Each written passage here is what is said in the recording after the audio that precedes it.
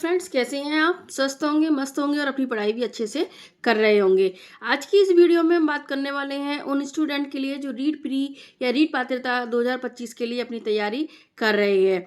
तो आज की इस वीडियो में हम बात करने वाले हैं उस रणनीति की या स्ट्रेटेजी की जिससे आप इस तरह की रणनीति अपनाकर 100 या 110 मार्क्स ला सकते हैं। तो welcome back to my channel. मैं नीतू सिंघल आपका स्वागत करती हूँ अपने YouTube channel Divya biology classes में। अगर आपको भी 100 या 110 से ऊपर के मार्क्स लाने हैं और एक बार में ही रीट प्री क्लियर करने हैं तो प्लीज़ इस वीडियो को आप अंत तक जरूर देखिएगा। इसमें हम पूरी स्ट्रेटेजी के बारे में हम बात करेंगे कि किस तरह से आप 60-65 दिनों में अपनी अच्छी तैयारी करके आप अपनी रीट प्री को क्लियर कर सकते हैं ताकि आपको बार-बार नहीं देनी पड़े और आप इसमें 100 से 110 मार्क्स भी ला सकते हैं। क्योंकि मैंने भी इसमें लगभग 30 या 35 दिन की जो प्रिपरेशन की थी उसमें ही मेरे लगभग 136 मार्क्स इसमें आए थे। 2022 में मैंने इसको क्लियर कर लिया था। तो वही स्ट्रेटेजी मैं आपको बता रही हूँ कि आप इस तरह की स्ट्रेटेजी अगर आप अपनाएंगे तो आप किस तरह से आप इसको क्लियर कर पाएंगे।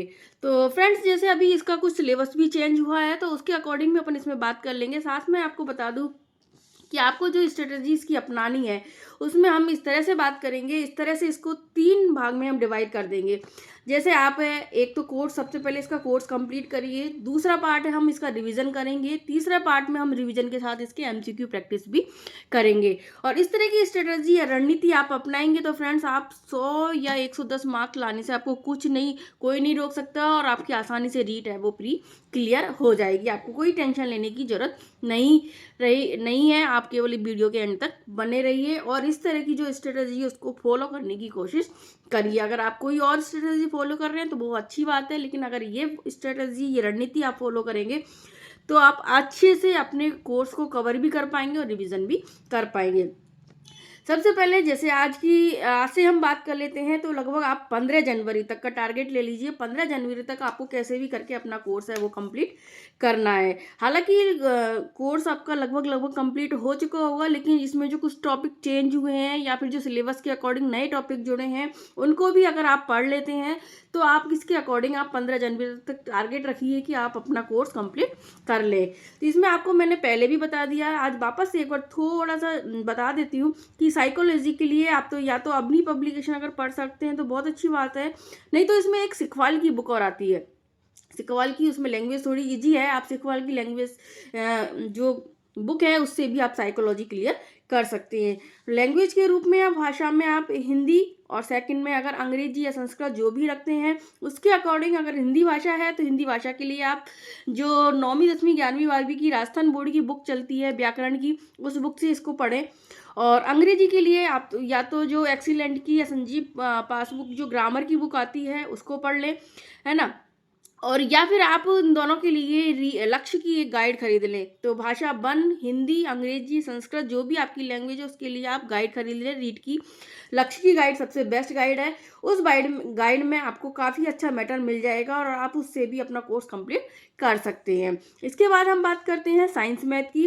साइंस मैथ में जो टॉपिक मैंने आपको पहले भी बताया कि आपको एनसीईआरटी से क्लियर करने हैं, साथ में आपके इसमें जो नए टॉपिक जुड़े हैं वो भी टॉपिक सारे आपको एनसीईआरटी में ही दिए हुए हैं। तो आप एनसीईआरटी से ही इसके टॉपिक टिक कर लीजिए और उनसे आप इनको क्लियर कर लो। जो आपको 6, 7, 8, 9 और 10 की जो एनसीईआरटी का उसको बेस बनाकर पढ़ने हैं। इसी तरह से एसएसटी का जो तैयारी कर रहे हैं उनके लिए भी वही एनसीईआरटी बेस्ट है।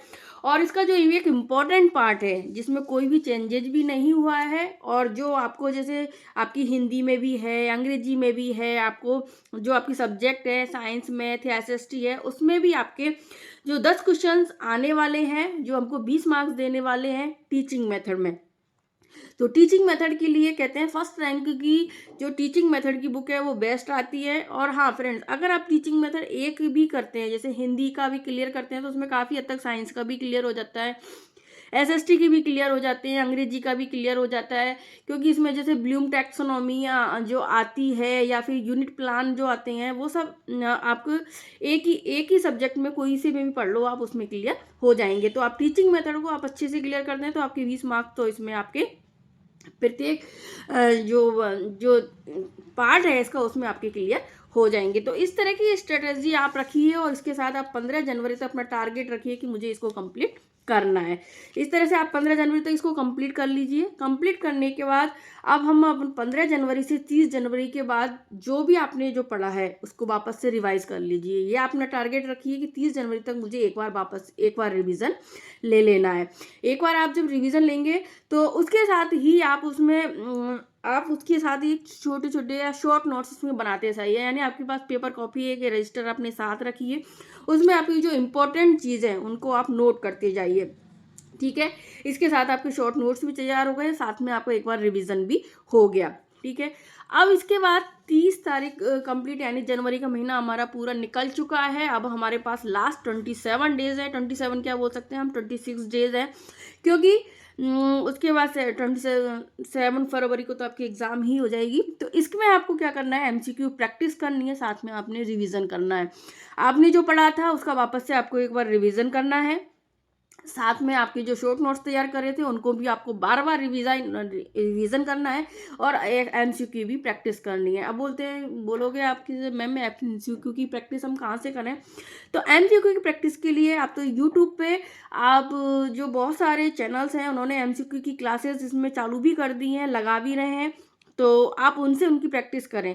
जैसे उत्कर्ष है, उत्कर्ष पे MCQ की रीड पी के लिए MCQ की काफ़ी अच्छी क्लासेस आ रही हैं, आप उनको देख सकते हैं। साथ में किसी अन्य चैनल पे है, उन्होंने भी अगर चालू की है तो आप उनको भी दे सकते हैं। तो यूट्यूब से आप MCQ की क्लासेस इसकी देख लें। साथ में आपके जो रिवीजन आपके नोट्स बनाए हैं उनको आप बार बार रिवाइज करें 1 फरवरी से लेकर 26 फरवरी तक, और उसके बाद एक कॉन्फिडेंस के साथ आप अगर एग्ज़ाम देने जाएंगे तो आपके 100% है वो रीड प्री क्लियर हो जाएगी। तो आप अगर इस तरह से आप इसको पढ़ेंगे तो आप इस स्ट्रेटजी या रणनीति के साथ अगर आप पढ़ेंगे तो आपकी रीड प्री क्लियर हो जाएगी। अब इसमें भी आप अपना एक टारगेट बना लीजिए कि जैसे आपने साइकोलॉजी पढ़ी है, साइकोलॉजी में लगभग ज़्यादा भी नहीं तो आपको 25 मार्क्स तो इसके लेने 25 क्वेश्चन तो आपको इसके करके ही आने हैं। साथ में जैसे भाषा वन है, हिंदी है, हिंदी में भी आपको 24-25 जो क्वेश्चन है वो करने हैं, यानी 24-25 नंबर लेके आने हैं। भाषा 2 अंग्रेजी में भी आपको लगभग ज़्यादा भी नहीं तो 20-22 नंबर तो लाने हैं, और जिनके पास संस्कृत है वो तो 24-25 नंबर तक इसमें आराम से ला सकते हैं। साइंस मैथ जिसका सब्जेक्ट है या फिर SST जो भी आपका सब्जेक्ट है उसमें भी आपको टारगेट करना है कि आपके 60 में से लगभग 50 नंबर आने ही चाहिए। तो इस तरह का आप टारगेट करके चलेंगे तो आपके आराम से आप देखिए आपके लगभग 120 या 110 नंबर है वो क्लियर हो जाएंगे। और फ्रेंड्स इसमें नेगेटिव मार्किंग नहीं है, तो साथ में आपको सारे क्वेश्चंस भी सॉल्व करके आने हैं, क्योंकि इसमें 150 जो क्वेश्चंस है वो आने वाले हैं और प्रत्येक क्वेश्चन है वो एक नंबर का ही होता है। तो आपको 150 क्वेश्चन ही करने हैं 150 मार्क्स के, और इस तरह की रणनीति आप अपनाएंगे, इस तरह से कोर्स कंप्लीट करेंगे, फिर रिवीजन और फिर MCQ प्रैक्टिस और रिवीजन पर आप फोकस करेंगे तो आपके 110 या 100 या 110 नंबर आराम से आ जाएंगे। इसमें भी आपको अब ज़्यादा आपके पास टाइम नहीं है, इसके लिए मैं आपको बता रही हूँ कि आपको हर सब्जेक्ट की एक ही बुक रखनी है, यानी उसी बुक को आपको बार बार पढ़ना है पढ़ना है। जैसे मैंने आपको भी बताया, आप इनमें से बुक खरीद लीजिए और इन बुक को ही आप बार बार पढ़िए, या फिर आपके पास जो बुक्स होंगी ये पहले से ही उनको आप अच्छे से तैयारी करिए, धैर्य के साथ आपकी तैयारी करिए और अपने जो टारगेट है उसको फोकस करिए। और हाँ, जो लोग फर्स्ट ग्रेड या सेकंड ग्रेड की तैयारी कर रहे हैं वो एक टाइम के लिए 1-1.5 महीने के लिए अब अपनी फर्स्ट ग्रेड सेकंड ग्रेड की तैयारी को छोड़ दीजिए और रीड प्री क्लियर पे ध्यान दीजिए, क्योंकि इस तरह से आपकी रीड प्री क्लियर अगर एक बार हो जाएगी तो आपकी टेंशन भी खत्म हो जाएगी। तो फ्रेंड्स, अगर आपको मेरी वीडियो और आपको मेरी स्ट्रेटजी अच्छी लगी हो तो प्लीज़ इस वीडियो को लाइक करिए, इस चैनल को सब्सक्राइब कर लीजिए और इस वीडियो को और अधिक शेयर कीजिए ताकि और भी लोगों को इसका फ़ायदा मिल सके। Thank you.